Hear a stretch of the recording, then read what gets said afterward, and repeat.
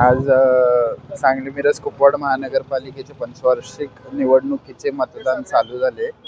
आज सकाळी 7:30 वाजता लवकरात लवकर मी बाहेर पडून मतदान केला आणि जे प्रभाग 11 मध्ये जे काही बूथ असतील त्या ठिकाणी मी जाऊन सगळ्यांना भेटी दिल्या आहेत.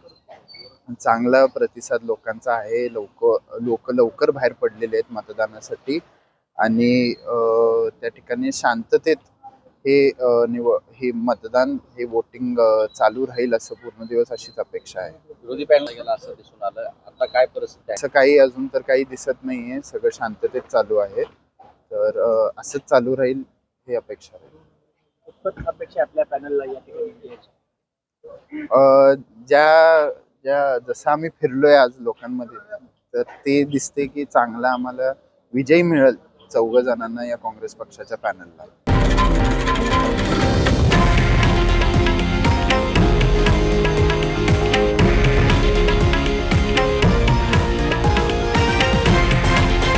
हे आहे देशातील नंबर 1 न्यूज नेटवर्क आणि आपण पाहत आहात TV9 मराठी, एकमेव.